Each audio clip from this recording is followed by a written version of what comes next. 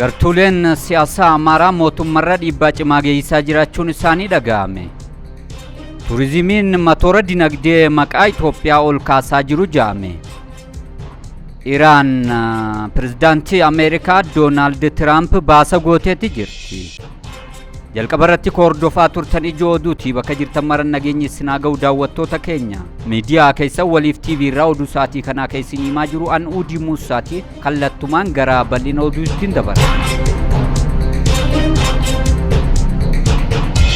Koomishiniin marii biyyoolessaa mari'attoonni ajandaalee lamarratti waliigaltee irra ga'uu isaa ibseeti jira. Mari'attoonni ajandaalee dhimmoota amantaalee fi ijaarsa nageenyaa irratti waliigaltee irra ga'anii jiraachuu isaanii ifoomeetti jira. Koomishiniin marii biyyoolessaa mari'attoonni ajandaalee dhimmoota amantaalee fi ijaarsa nageenyaa irratti dhiyeessan irratti waliigaltee irra ga'anii jiraachuun isaanii himameetti jira. Koomishiniin marii biyyoolessaa gaafa adoolessa 8 bara 2018 irraa eegaluudhaan ajandaalee mana marii koomishinichaan adda baafaman 8 irratti yaa'ii marii biyyoolessaa geggeessaa jiraachuun isaa kan yaadatamudha. Bu'uuruma kanaan ajandaaleen kunneen gareewwan hojii miseensota 500 qaban 8 irratti mari'atamaa akka jiran hoggaa ta'u bu'uura hojmaata koomishinichaatiin gareen miseensota 800 qabu tokko ajandaa tokko irratti mari'achaati jira. Haaluma kanaan ammoo ajandaalee dhimmoota amantaaleetii fi ijaarsa nageenyaa irratti mari'achaa kan turan hoggaa ta'u marii kanaanis guyyaa har'aan tanaa jechuunis gaafa hagayya 5 bara 2018 akka lakkoofsa Itoophiyaadhaatti yaadota furmaataa gabbifaman irratti waliigaluudhaan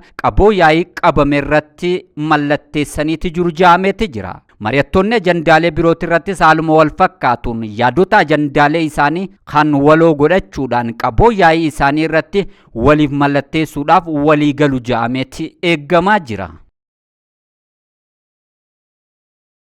Gartuuleen siyaasaa Amaaraa mootummaarra dhiibbaa cimaa geessisaa jiraachuun isaanii dhaga'ameeti jira. Gartuuleen siyaasaa Amaaraa mootummaarra dhiibbaa cimaa geessisaa kan jiran ta'uun isaanii ibsamee kan jiru hoggaa ta'u rogeessi siyaasaa dhaabaa biyya bulchaa jiru wajjin hariiroo jabaa qabu Dr. Darajjee Garafaa Tulluudha. Gartuuleen siyaasaatii fi eliitiin Amaaraa mootummaa badhaadhinaatirra dhiibbaa cimaa geessisaa jiraachuudhaaf waan barbaadan mootummaa harka micciiranii marii biyyoolessaa kanaan murteessifataa jiraachuun isaanii ibsameeti jira. Gartuuleen siyaasaatii fi eliitiin Amaaraa dhiibbaa cimaa hanga ammatti mootummaarraan gaan kanaan ammoo akka hin quufinii fi ammallee dhiibbaa hamaa geessisaa akka jiran rogeessi kun barruu toora fuula feesbuuk isaatiin maxxanseen addeesseeti jira. Darajjee Garafaa Tulluudha barruu dheeraa barreesse kanaan gartuuleen siyaasaatii fi eliitiin Amaaraa inni barruu isaa tana keessatti reakshiinarii jechuudhaan ibse.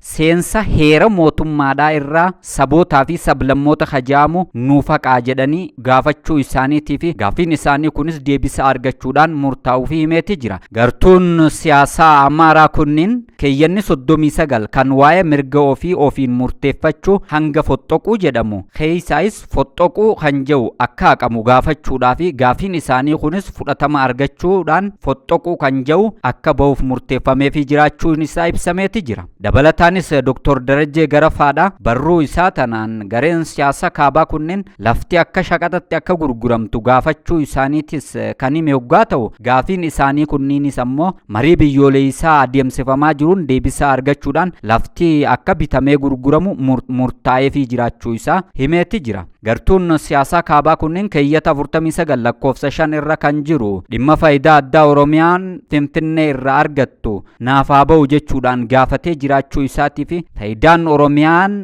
argattu haja'u ammoo faayidaa waloo kan jedhutti akka jijjiiramuuf taasifamuu isaatis rogeessi kun ibseeti jira. Eliitiin siyaasaa Amaaraa hanga ammatti deebisaa isaaf kennamee jiruun kan hin quufne ta'uu isaaniitii fi dhimma magaalaa Finfinneetii wajjin kan wal qabateen ammoo wanti Oromiyaa jedhu heera keessatti tasa galuu akka hin qabne jabaatanii murteessisiifachuudhaaf jecha duula adeemsisiisuu irratti kan argaman ta'uun isaanii ibsameeti jira.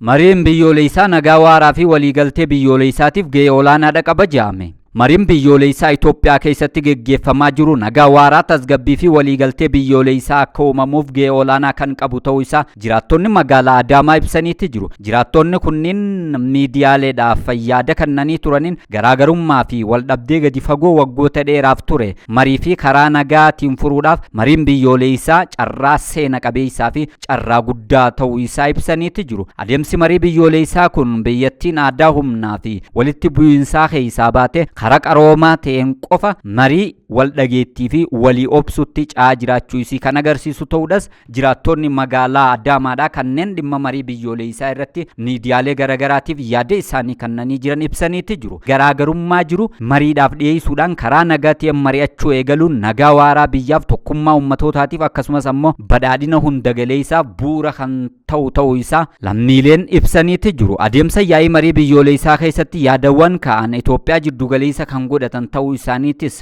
jiraattonni magaalaa Adaamaa kan ibsan yeroo ta'u yeroo ammaan tana adeemsi marii biyyoolessaa geggeeffamaa jiru kun bu'aa guutuu akka fiduuf hundi gahee irraa eegamu bahachuu akka qabus jiraattonni magaalattiidhaa dhaamaniitti jiru. Haaromsi magaalota Itoophiyaa yaada haaraa irratti hundaa'e bu'aa galmeessisaati jira. Itoophiyaan magaalummaa sirnaan bulchuudhaaf magaalota akkasumas jireenya lammiilee ammayyeessuudhaaf tarsiimoon misooma magaalaa bu'a qabeessa ta'e hojiirra oolchaati jirti. Hojiiwwan misooma magaalaa kun magaalota bareechuu qofa osoo hin taane qaama tarsiimoon misooma biyyoolessaa itti fufsiisuu qabu ta'uun isaa ammoo xiyyeeffannoo olaanaadhaan raawwatamaati jira jedhameeti jira. Magaalota yaada magaalaa ammayyaa addunyaa waliin wal simsiisuudhaan bu'uuraalee misooma tajaajila ummata misooma koridaarii misooma qarqara laggeeniitii fi iddoowwan magariisaa irratti hojiiwwan bu'aa qabeessi ta'an bal'inaan hojjetamanii kan jiran hoggaa ta'u misooma koridaarii keessatti daandiiwwan konkolaataa babal'isuudhaan akkasumas ammoo daandiiwwan miilaatii fi daandiiwwan baskileetaa dabalatee iddoowwan bashannanaa ummataa qulqullina qabanii fi sadarkaa olaanaadhaan hojjetaman hedduun ijaaramaniitti jiru. Hojiiwwan misoomaa adda dureedhaan geggeeffamaa jiran magaalota jireenyaaf mijatoo fi daawwattoota hawwatan hedduun akka uumaman taasisee jiraachuun isaa ibsameeti jira. Piroojektonni misoomaa turizimii Finfinneetti hojjetaman turizimii magaalaa kakaasaniiti jiru. Fakkeenyaaf ammoo paarkiin michoomaa waggoota 4 dabran qofa keessatti galii birrii biiliyoona 1 galchuun isii dhaga'ameeti jira. Piroojeektiin kunniin kallattiinis ta'e alkallattiin carraa hojiitii fi fayyadamummaa dinagdee uumaa kan jiran hoggaa ta'u akka ministeerri muummee Dr. Abiyyi Ahmad jedhanitti iddoowwan tajaajila uummataa sirnaan karoorfamanii guddina magaalaa keessatti gumaacha taasisuudhaan akkasumas ammoo namoota akkamitti walitti fiduu akka danda'an kan mirkaneessan ta'uun isaanii ni yaadatama. Bakka haaraa magaalaa Finfinneetii fi magaalota biyyattii biroo keessatti ijaaraman akkasumas ammoo ijaaramaa jiran wirtuulee galii uumanii fi carraa mijeessan akkasumas ammoo abbummaa Itoophiyaanotaa mirkaneessan ta'uun isaaniitis ibsameeti jira.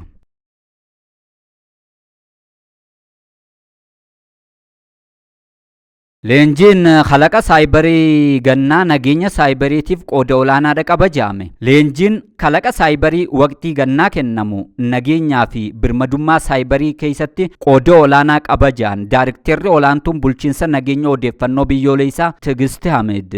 Leenjiin khalaqa saayibarii waqtii gannaa marsaa 5ffaan guyyaa har'aan tanaa eegalamee kan jiru hoggaa ta'u adde Tigist Hamed wayita kana leenjichaa irratti leenjiin kun nageenyaa fi birmadummaa saayibarii biyyaatiif bu'uura kan kaa'u ta'uu isaa ibsaniiti jiru. Humna namaa goomsuu irratti hojjetamaa akka jiru eeranii kan jiran hoggaa ta'u ittisa saayibarii milkaa'ina qabuuf misooma guddattootaa irratti xiyyeeffatuuf xiyyeeffannoodhaan kennamuudhas kaasaniiti jiru. Pirezidaantiin Yuunivarsiitii Saayinsii fi Tekinooloojii Finfinnee Dr. Asraat Atsadawaayin ammoo gama isaaniitiin misoomni tekinooloojii hundaa'e badhaadhina waaraa biyya tokkootiif murteessaa ta'uu dubbataniiti jiru. Sagantichi bulchiinsa nageenya odeeffannoo biyyoolessaan nageenyaa fi birmadummaa saayibarii biyyattii mirkaneessuudhaaf yaadamee kan qophaa'e ta'uun isaatis eerameeti jira. Leenjicha kanaaf ammoo barattoonni 14,000 ol hagalmaan hoggaa ta'u kanneen keessaa barattoonni 1,249 leenjicha fudhachaa kan jiran ta'uun isaa ibsameeti jira.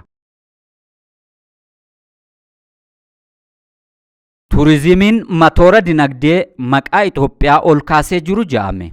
hojiin misooma turizimii irratti hojjetameen hawwattummaan dabalee maqaan gaariin Itoophiyaadhaa sadarkaa addunyaatti ol ka'ee mul'achaati jira. Itoophiyaan biyya qabeenya turizimiitiin badhaate taatus irratti hojjetamee bu'aan yaadame argamaa kan hin turre hoggaa ta'u jijjiirama as garuu dameen turizimii guddina biyyaatiif murteessaa ta'uun itti amanamee hojii hojjetameen dameen turizimii irratti bu'aan guddaan argameeti jira. Iddoowwan uumamaa akka turizimiidhaaf oolan ta'anii tolfamanii jiranilleen kanaan dura hojii turizimiitiif kan hin oolin yeroo ta'u yeroo ammaan tanaa immoo xiyyeeffannoo argachuudhaan biyyattiin osoo irraa hin fayyadamin bakkeewwan turan hundi ilaalcha keessa garuudhaan hawwata turizimiitiif akka ta'utti sonaa namaatiin itti dabalamuudhaan jiddugalli turizimiitii fi bakkeewwan hawwata turizimii hedduu Itoophiyaan qopheeffattee jiraachuun isaa ni yaadatama. Isaan keessaa tokko haroo Wancii daandii yeroo ta'u haroon Wancii daandii ammoo naannoo isaa uumamaa bakkeewwan uumamaan hawwata turizimii ta'anis daawwannaadhaaf kana dura osoo hin oolin turanis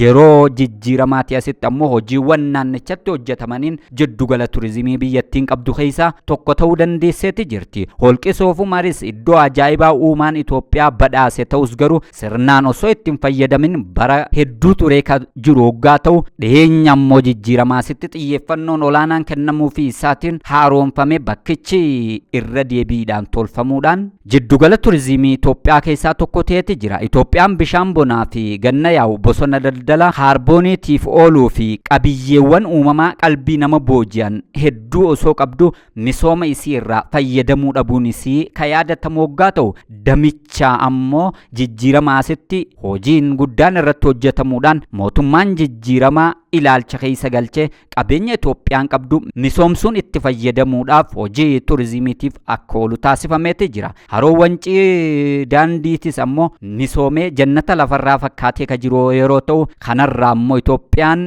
waggaatti galii olaanaa argachaati jirti. Misoomni damee turizimii irratti hojjetame abdii lammiilee ta'ee kan jiru hoggaa ta'u turizimiin dinagdee biyyaa utubuudhaan carraa hojii lammiilee biyyattiitiifis uumaati jira.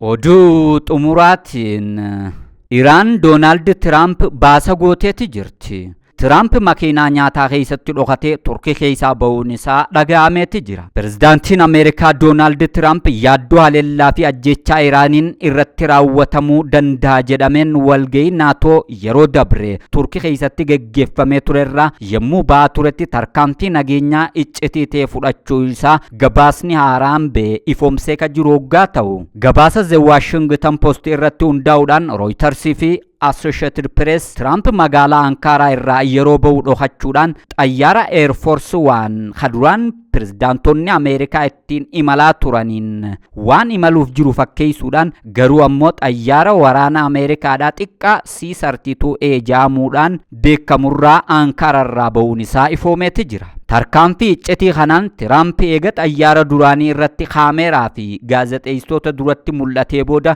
konkolaataa meeshaalee nyaataa buufata xiyyaaraa keessa deddeebisanii fi konkolaataa nyaanni ittiin deddeebifamu konteenara nyaanni hojjettoota xayyaaraatiif ittiin dhaqu keessatti dhokachuudhaan gara xayyaara birootitti dabarfamuun isaa ifoomeeti jira. Pirezidaantiin makiinaa dirree xayyaaraatiif nyaata deddeebiftu keessatti da'achuudhaan xayyaara pirezidaantonni Ameerikaa ittiin imalan Air Force One keessaa gara xayyaara C-32A jedhamuu fi xayyaara waraana Ameerikaadhaatti dabarfamuudhaan Turkii irraa gara buufata waraana Ameerikaa RAF Mildenhall UK keessatti kan argamutti balali'uudhaan lubbuu isaa du'a jalaa baraaruun isaa dhaga'ameeti jira. Xayyaarri Air Force One duraanii kan pirezidaantiin Ameerikaa ittiin imalan ammoo Tiraamp waan keessa jiru fakkeessuudhaan hojii gowwoomsaa nageenyaaf jecha hojjechuun isaatis barameeti jira. Gabaasni kun yeroo Ameerikaanii fi Iraan jidduutti walitti bu'iinsi waraanaatii fi doorsisni dabalataa turetti dhufee kan jiru hoggaa ta'u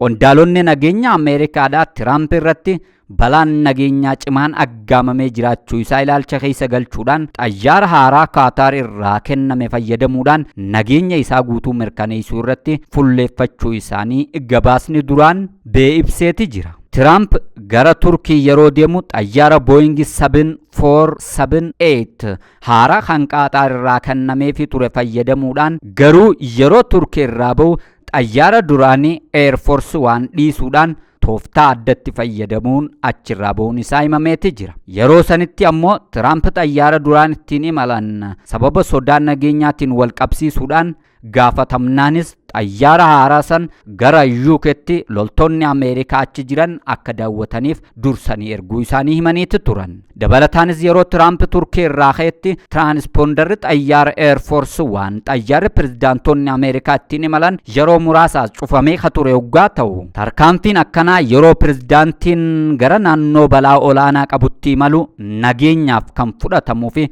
tarkaanfiiwwan eegdonni nageenya itti fayyadaman keessaa tokko ta'uu isaa gabaasni Associated Press ibseeti jira. Masaraan Oval hojii iccitii lubbuu pirezidaantii Ameerikaa eeguuf fudhatame kana mirkaneessuu irraa of qusatee kan jiru waggaa ta'u. Qondaalli qunnamtii mootummaa Ameerikaadhaa Stephen Chung nageenya pirezidaantii eeguudhaaf mootummaan Ameerikaa meeshaalee fi mala nageenyaa barbaachisan hunda fayyadamuuf ni dirqama jechuudhaan ibseeti jira. Bu'uura jecha qondaala qunnamtii mootummaa Ameerikaatiin Doonaald Tiraamp yeroo Turkii irraa ba'aa turanitti makiinaa nyaata dirree xayyaaraatiif deddeebiftu keessatti dhokachuudhaan imalaa turuu fi taateen kunis iccitii olaanaadhaan qabamee turuu isaa saaxilameeti jira.